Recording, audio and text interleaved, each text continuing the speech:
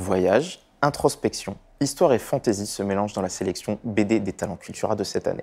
Chaque planche est une fenêtre ouverte sur un monde à la fois familier et étrange, où les auteurs, à travers leur art, nous offrent une nouvelle vision du monde.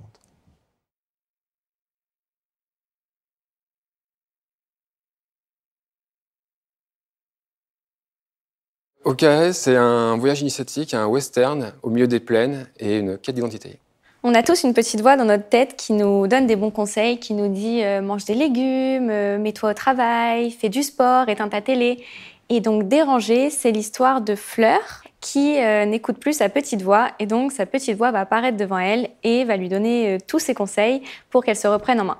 La Ride, c'est l'histoire de deux potes. Ils sont à Paris, ils s'ennuient un petit peu dans leur taf et ils décident de partir à l'aventure. Sauf que pour eux, l'aventure, c'est pas partir au bout du monde, c'est monter sur un vélo et partir 5 jours jusqu'en Bourgogne. Le Rite, c'est un conte fantastique qui traite de guerre et de vengeance. Qu'est-ce qui vous a inspiré pour représenter les traits physiques et les traits de personnalité de vos personnages?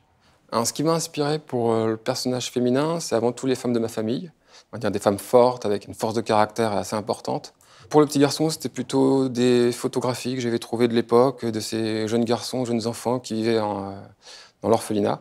Pour Little Knife, c'était une volonté surtout de se différencier le plus possible des cow-boys blancs habituels qu'on peut voir dans les westerns. Donc, c'est-à-dire avec un manteau plutôt court, un chapeau avec une visière remontée, un peu comme un pirate finalement. On travaille en duo sur la création des personnages, c'est-à-dire qu'elle me fait un petit casting avec les photos de vêtements ou les photos de personnes qu'elle aimerait bien voir dans la bande dessinée. Donc dans un second temps, j'essaie de mettre ma patte avec mon style. Donc c'est un peu un mélange des directives de Manon et de ce que moi j'ai en tête par rapport à tout ce qui m'entoure, quoi. C'était pas compliqué puisque nos personnages, c'est nous. Donc on est parti de nos traits physiques distinctifs, mais quand on se ressemble beaucoup, il a fallu trouver des formes, on va dire, presque géométriques très simples pour qu'on puisse identifier et distinguer les deux personnages. En fait, on suit une règle très connue dans la bande dessinée où plus le personnage est simple, plus le lecteur va s'y identifier. Et comme on veut emmener les gens avec nous sur le vélo, on s'en est tenu à cette recette universellement connue. C'est un conte qui a essentiellement 3 personnages principaux. Le héros qui est énigmatique, qui n'a pas non plus un comportement héroïque comme on l'entend dans les récits héroïques. Il y a un soldat dont on sent qu'il est tiraillé entre le devoir et ses propres croyances, ses propres émotions. Et il y a un troisième personnage qui est un centaure, un personnage imaginaire, qui lui joue le rôle du naïf. Comme le lecteur, en fait, il pose des questions qui permettent de faire avancer l'histoire. En écrivant Déranger, j'ai voulu inspirer les lecteurs à se lancer dans leurs rêves, à oser y aller et ne pas avoir peur, ou en tout cas le faire même s'ils ont peur, et aussi à plus s'écouter soi-même. Inviter le lecteur à se questionner sur la légitimité de la violence. Est-ce qu'elle est nécessaire ou pas en fonction de telle ou telle situation, et surtout l'importance des racines dans la construction de son identité. Chacun son Alpe d'Huez, chacun a son Everest, et juste la côte à côté de chez vous.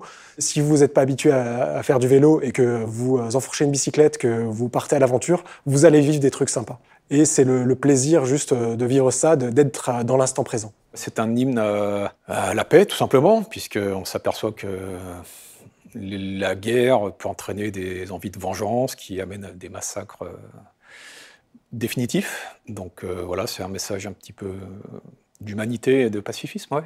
L'aventure, l'introspection, l'histoire et la fantaisie se rencontrent dans ces BD. Une invitation, à travers les talents Cultura, à réfléchir, à s'évader, à s'émerveiller. Conquis par ces univers, partagez votre passion sur la communauté Cultura Livre.